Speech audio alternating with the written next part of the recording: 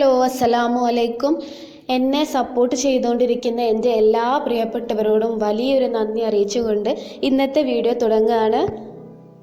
ഇന്നൊരു സിമ്പിൾ പരിപ്പ് കറിയാണ് ചെയ്യുന്നത്. ഇതിന് വേണ്ട ഇൻഗ്രീഡിയൻസ്: തക്കാളി വേണം. ഇവിടെ ഞാൻ എടുത്തിട്ടുള്ളത് 2 മീഡിയം സൈസ് തക്കാളിയാണ്, 2 പച്ചമുളക്, 2 വെളുത്തുള്ളി. പരിപ്പ് ഗ്യാസ് ആയതുകൊണ്ട് അതൊന്ന് ബാലൻസ് ചെയ്യാൻ മാത്രമാണ്.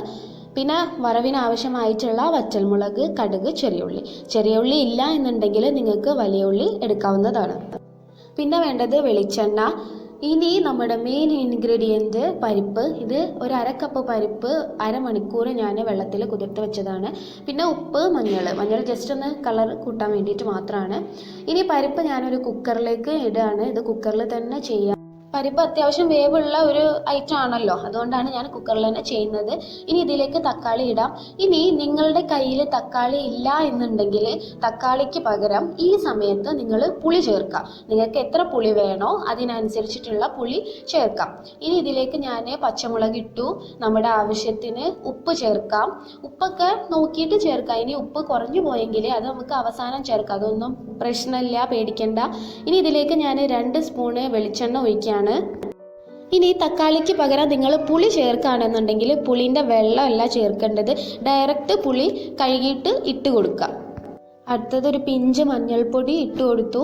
മഞ്ഞൾപ്പൊടിയൊക്കെ വളരെ കുറച്ച് ഇടാൻ ശ്രദ്ധിക്കുക, കാരണം വല്ലാതെ കളറ് കൂടി പോവും. ഇതൊന്ന് കളറൊന്ന് ഭംഗി കൂട്ടാൻ വേണ്ടിയിട്ടാണ് മഞ്ഞൾപ്പൊടി ഇടുന്നത്.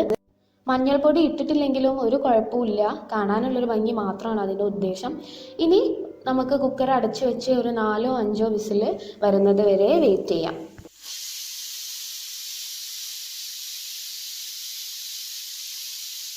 ഇവിടെ ഇപ്പോൾ 5 വിസിൽ പോയിട്ടുണ്ട്.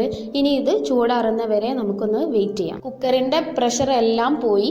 ഇതായിപ്പോൾ ഇങ്ങനെയാണ് ഇതുള്ളത്. ചൂടാറാനുള്ള എളുപ്പത്തിന് വേണ്ടിയിട്ട് ഞാൻ ഇതൊരു പാത്രത്തിലേക്ക് മാറ്റിയതാണ്, കാരണം നമുക്ക് ചൂടാറി കഴിഞ്ഞതിന് ശേഷം ഇതൊന്ന് ഗ്രൈൻഡ് ചെയ്തെടുക്കാനുള്ളതാണ്. ഇനി ഇത് മിക്സിയിൽ ഇടണ്ട എന്നുള്ളവർക്കാണെങ്കിൽ നല്ല കട്ടിയുള്ള സ്പൂണോ എന്തെങ്കിലും വെച്ച് നല്ലോണം ഒന്ന് ഉടച്ചു കൊടുക്കാവുന്നതാണ്. എന്നാലും ഏറ്റവും നല്ലത് മിക്സിയിൽ ഇട്ട് ഒന്ന് ഗ്രൈൻഡ് ചെയ്തെടുക്കുന്നതാണ് നല്ലത്. ചെറുതായിട്ടൊന്ന് ക്രഷ് ചെയ്തെടുത്താൽ മതി, നല്ല പേസ്റ്റ് രൂപത്തിലൊന്നും ചെയ്യരുത്. അപ്പോൾ ഞാനിതൊന്ന് അടിച്ചെടുത്തിട്ട് വരാം. ഞാനിപ്പോൾ ഇങ്ങനെയാണ് അടിച്ചെടുത്തത്, ചെറുതായിട്ട് കടിക്കുന്ന ഒരു പരുവത്തിൽ. അപ്പോൾ ഇതാണ് അതിൻ്റെ കൺസിസ്റ്റൻസി. ഇനി ഒരു പാന് നമുക്ക് ചൂടാക്കാൻ വെക്കാം. പാന് നല്ലോണം ചൂടായി വന്നതിന് ശേഷം ഇതിലേക്ക് കുറച്ച് വെളിച്ചെണ്ണ ഒഴിച്ചു കൊടുക്കാം.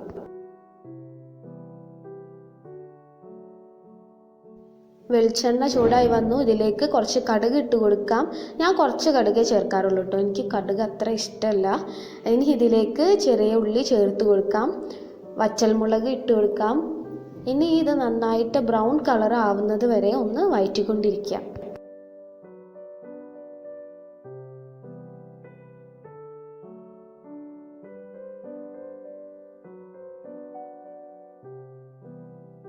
ഈ മിക്സ് നിങ്ങൾ കരിഞ്ഞു പോവാതെ ശ്രദ്ധിക്കുക. സിമ്മിൽ ഇട്ടിട്ട് നന്നായിട്ട് മൂപ്പിച്ചെടുക്കുക, ബ്രൗൺ കളർ ആവുന്ന വരെ. ഇനി നിങ്ങളുടെ കയ്യിൽ കറിവേപ്പില ഉണ്ട് എന്നുണ്ടെങ്കിൽ കറിവേപ്പില കൂടി ഇതിലേക്ക് ചേർത്ത് കൊടുക്കുക. നിർബന്ധമില്ല, ഉണ്ടെങ്കിൽ മാത്രം ചേർത്ത് കൊടുക്കുക.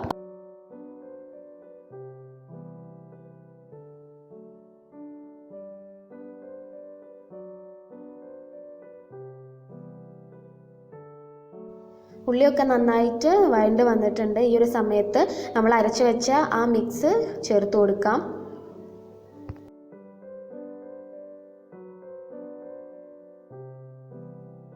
ഇനി ഇതൊന്ന് ചെറുതായിട്ടൊന്ന് ബോയിൽ ചെയ്ത് വരുന്ന സമയത്ത് നമുക്ക് സ്റ്റവ് ഓഫ് ചെയ്യാം, കാരണം ഇതിലെല്ലാം ഇപ്പോൾ കുക്കായതാണ്. ഇനി കൂടുതലായിട്ട് കുക്ക് ചെയ്യേണ്ട കാര്യമൊന്നുമില്ല. ഈ സമയത്ത് നിങ്ങൾ ഉപ്പൊക്കെ നോക്കുക. ഉപ്പ് വേണം എന്നുണ്ടെങ്കിൽ ഈ ഒരു സമയത്ത് ചേർത്ത് കൊടുക്കുക.